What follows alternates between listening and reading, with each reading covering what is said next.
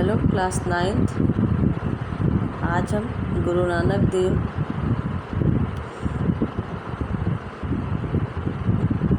को पढ़ेंगे, जिनके बारे में हम पिछले वीडियो में पढ़ चुके हैं अभी,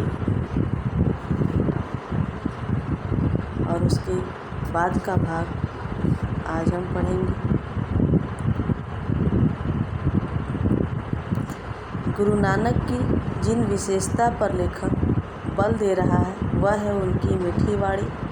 उन्होंने व्यंग वचनों के प्रहार झेले पर प्रत्युत्तर मधुर वाणी में दिया। कुसंस्कारों एवं रूढ़ियों को दूर करने में उनका विशेष योगदान रहा है। हजारी प्रसाद द्विवेदी जो गुरु नानक देव की जिस विशेषता, जिस गुणों पर बल दे रहे हैं वह उनकी मीठी वाणी है। मतलब मीठी वाणी के द्वारा हम सब कुछ जीत सकते हैं। कबीरदास जी भी इस पे एक दोहा कहे हैं कि बानी ऐसी बोलिए मन का आपा खोए, औरन को शीतल करे आपहु शीतल हो।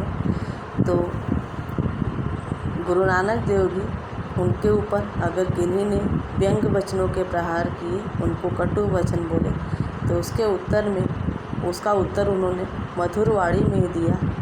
और कुसंस्कारों एवं रूढ़ियों को दूर करने में भी उनका विशेष योगदान रहा।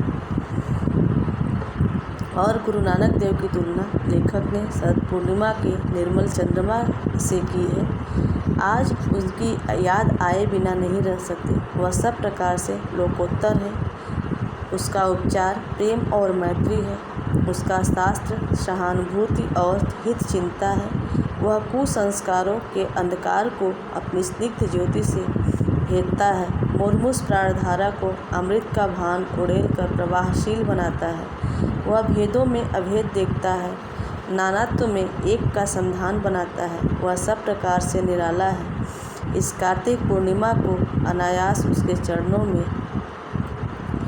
नत हो जाने की इच्छा होती है। गुरु नानक ने प्रेम का संदेश दिया है। लेखक कहते हैं कि गुरु नानक की याद कार्तिक पूर्णिमा को अनायास ही आ जाती है, क्योंकि वह एक लोकोत्तर संत थे जिन्होंने सबको प्रेम और मैत्री का संदेश दिया। वे कुप्रथाओं एवं कुसंस्कारों के अंधकार को अपने स्निग्ध प्रकाश से दूर करने वाले संत थे। मानव की जो प्राणधारा मृतप्राय हो रही थी, उसे उन्होंने अपने उपदेश रूपी अमृत का पान कराया और नवजीवन प्रदान किया। वह नाना प्रकार के भेदों में अभेद देखते हैं और विविधता में एकता की खोज करते हैं। इस प्रकार वह सबसे निराला है। इसी कारण वह कार्तिक पूर्णिमा को अनायास ही मन जो है उनके चरणों में विनम्रता से झुक जाता है।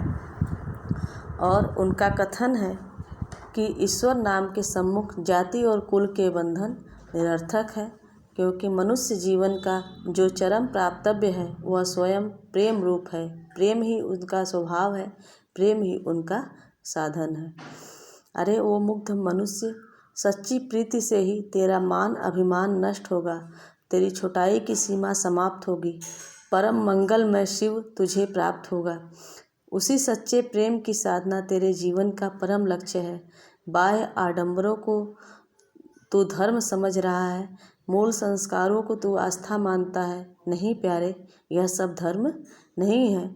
धर्म तो स्वयं रूप होकर भगवान के रूप में तेरे भीतर विराजमान है।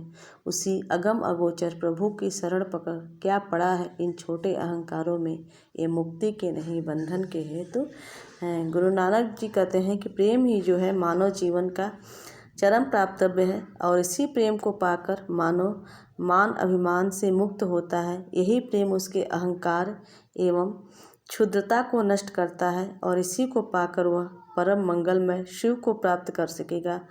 प्रेम से ही इसका कल्याण संभव है। प्रेम से ही हम सब पर विजय प्राप्त कर सकते हैं।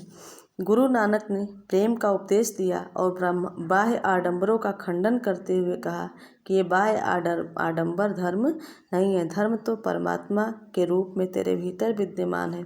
तुझे उसी अगम अगोचर परमात्मा की शरण लेनी चाहिए। तेरे भीतर जो अहंकार है वह मुक्ति का नहीं, बंधन का हेतु है। अतः उससे छुटकारा पाना तेरा परम कर्तव्य है। उनका मत था कि विश्व का परित्याग कर संन्यास लेना ईश्वर की दृष्टि में आवश्यक नहीं है। उसके लिए तो धार्मिक संन्यास तथा भक्त व गृहस्थ सभी समान हैं। उन्होंने मृत्यु पर्यंत हिंदू मुसलमानों के तीव्र मतभेदों को दूर करने की सफल चेष्टा की। इनके शिष्यों में हिंदू व मुसलमान दोनों ही थे। इनके अनुयायी बाद में सिख कहलाए। उन्होंने उनके सिद्धांतों को ग्रंथ साहिब में संग्रहित किया।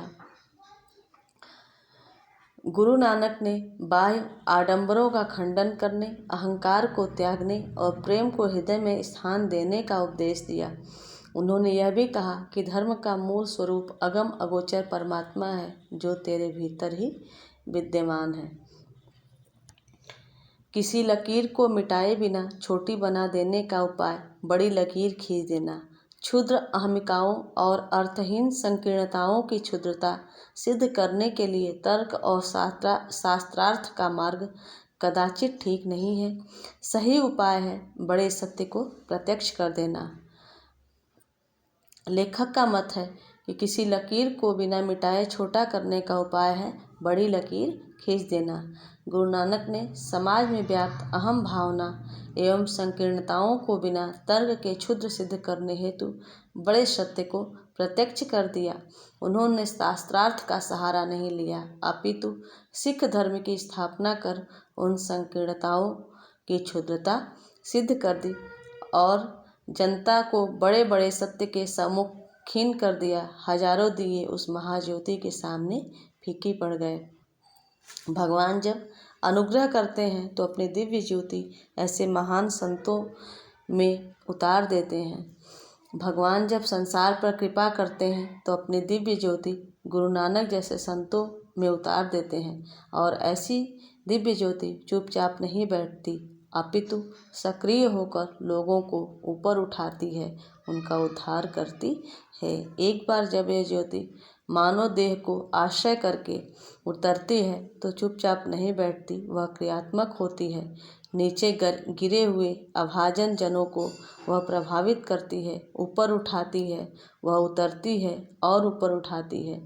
इससे पुराने पारिभाषिक शब्दों में कहें तो कुछ इस प्रकार होगा कि एक ओर उसका अवतार होता है, दूसरी ओर औरों का उद्धार होता है।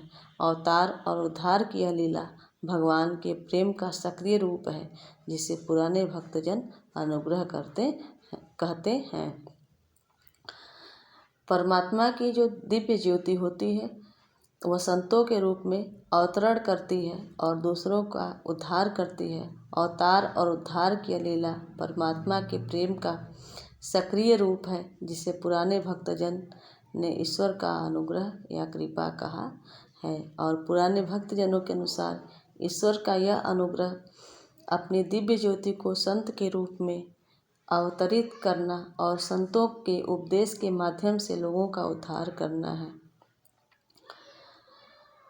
आज से लगभग 500 वर्ष पहले परम प्रयाण हरि का यह अनुग्रह सक्रिय हुआ था। यह आज भी क्रियाशील है। आज कदाचित गुरु की वाणी की सबसे अधिक तीव्र आवश्यकता अनुभूत हो रही है। आज के इस माहौल में कदाचित गुरु नानक देव की वाणी की सबसे अधिक आवश्यकता अनुभव की जा रही है, अर्थात उनके उपदेश आज भी प्रासंगिक है। भगवान जब अनुग्रह करते हैं तो अपनी दिव्य ज्योति संतों में उतार देते हैं। वह ज्योति किसी मानव शरीर में उतरती है जो चुपचाप नहीं बैठती, अपितु अपनी सक्रियता से गिरे हुए लोगों का उद्धार करती है। बच्चों, जब हमारे संसार में उद्धार की ज़रूरत होती है, जब बहुत ज़्यादा आडंबर बढ़ जाते हैं, धर्म के नाम पे संकीर्णता बढ़ जाती है, जब लोग बटे हुए रहते हैं, तब भगवान कृपा करते हैं। और हमारे यहाँ समय समय पर राम, कृष्ण, बुद्ध, गुरु नानक देव ऐसे महान संतों ने पृथ्वी पे अवतरित होकर हमारे समाज का, हमारे पूरे संसार का कल्याण किया। इसमें गुरु नानक देव भी वह दिव्य ज्योति थे, दिव्य संत थे। आज गुरु नानक देव का यह पाठ जो है समाप्त हुआ। अब अगले वीडियो में हम फिर अगले पाठ, दूसरे पाठ में वो फिर से अध्ययन करेंगे।